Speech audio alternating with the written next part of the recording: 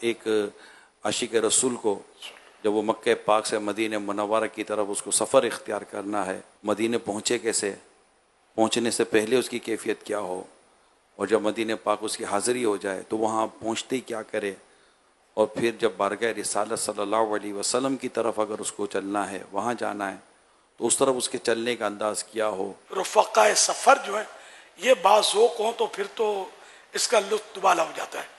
اس طرح کے ذوق والے بھی لوگ ہوتے ہیں تو اپنے ان سے ترکیب سے دوستی ہو جائے کہ وہ مطلب ساتھ ساتھ چلتے رہیں، تو انشاءاللہ معلومات بھی ہوتی رہے گی اور رہنمائی بھی ہوتی رہے گی اور اپنا ذوق بھی بڑھتا رہے گا۔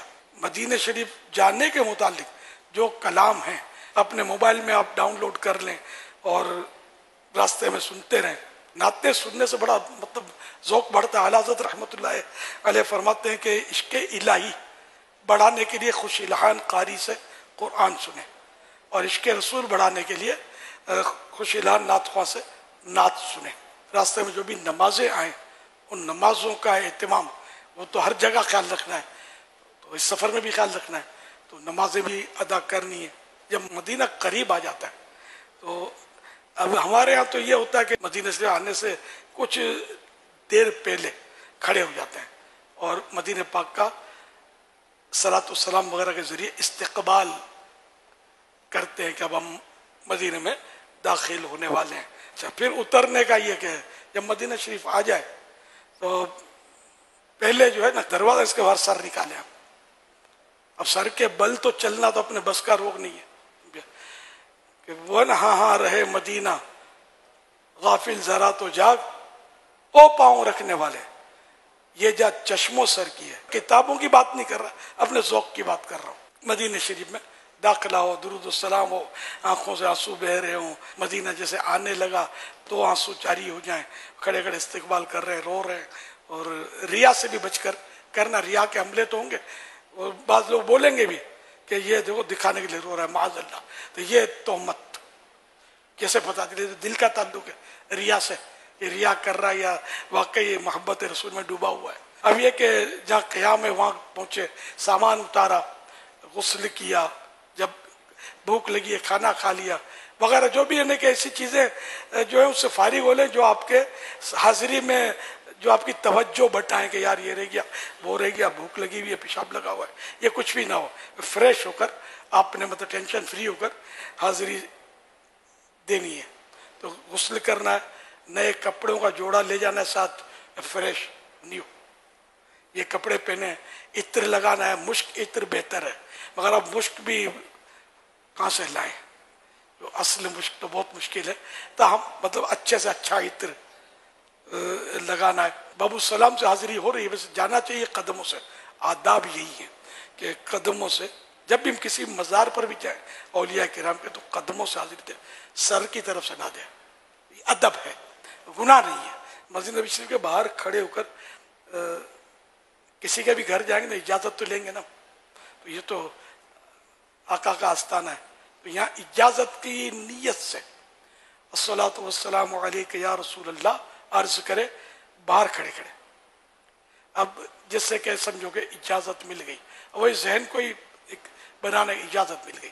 اب اپنا مسجد نبوی شریف میں سیدھا قدم داخل کرے، دعا بھی پڑھ لے، وہ جو مسجد میں داخلے کی دعا ہے، اور اب پھر مسجد میں داخل ہو گئے۔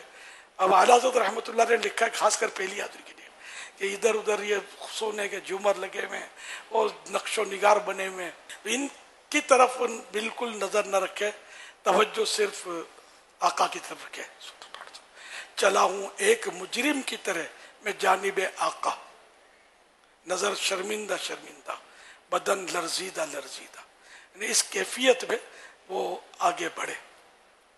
اگر ذوق و شوق اجازت دے، مکروہ وقت نہ ہو، تو 2 رکعت مسجد نبوی شریف میں داخل ہوا ہے تو تحیت المسجد ادا کر لے، بارگاہ کی حاضری کے شکرانے کے ادا کر لے، جس طرح ممکن ہو تو یہ پڑھ کے مزید پھر آگے بڑھے، اور روتا ہوا کہ آقا باغا و مجرم دربار میں حاضر ہے، کرم کی بھیک لینے کے لیے آیا ہوں، نہ آپ کو چہرہ دکھانے کے قابل ہوں، نہ آپ کی بارگاہ میں کھڑے ہونے کا مطلب میں اہل ہوں، آ گیا ہوں، اب آپ نبھا لیجیے گا۔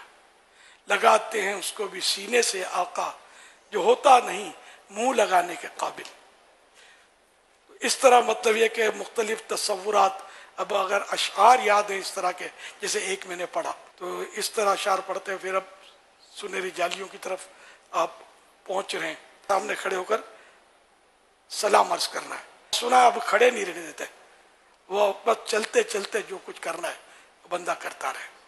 تو یہ اتنا رش ہوتا ہے تو غالباً اس لیے وہ کہ اگر کھڑے رہیں گے تو ٹریفک جام ہو جائے گا ان کا، ظاہر لوگ کیسے بھی حاضری دیں گے، لاکھوں لوگوں کو آنا ہوتا ہے۔ بس آپ کی وجہ سے کوئی چیخ نہ مارے، اگر آپ کو لگتا ہے یا اللہ رو یا اللہ رو کر کے وہ چیخیں مار رہے ہیں تو پھر آپ بالکل نہیں کھڑے رہیں۔ سرکار کو اس سے ظاہر ہے کہ تکلیف ہوتی ہے۔ وہ آیت اوپر لکھی ہوئی ہے، لا ترفعوا اصواتکم فوق صوت النبی، کہ نبی کی آواز پر اپنی آواز بلند نہ کرو، لیکن وہاں ہو رہی ہوتی ہیں آوازیں بلند، بعض لوگ زور زور سے پڑھ بھی رہے ہوتے ہیں۔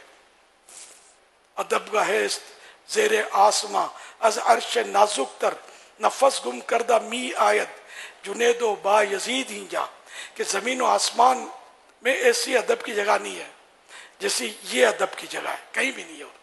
اور یہاں تو جنید اور با یزید جیسے اولیاء کرام کی سانس رک جاتی ہے، نفس مانے سانس، ایسی بارگاہ ادب کی ہے۔ چپ کر مہر علی اتے جا نہیں بولن دی، پیر مہر علی شاہ صاحب رحمۃ اللہ علیہ کا بھی یہ مصرع ہے۔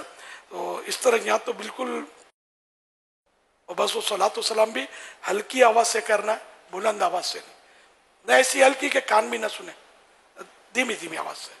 اور یہ عرض کرنا ہے، دعا مانگنی ہے، قبولیت کے مقام ہے۔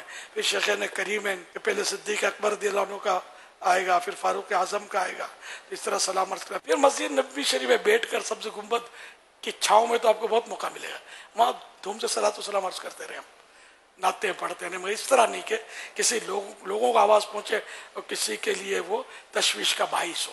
آہستہ آہستہ جو بھی دعائیں مانگنی ہے، پوری مسجد نبوی شریف یہ بھی رحمتوں میں ڈھکی ہوئی ہے، اللہ کے محبوب کی مسجد ہے، بھلے جتنی توسیع ہوئی ہے، ایکسٹینشن ہوا وہ بھی مسجد نبوی میں شامل ہے۔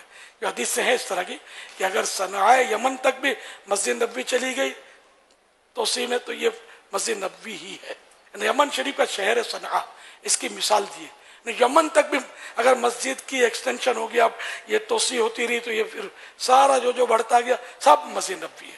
یہ ہمارے لیے بڑا کرم ہے۔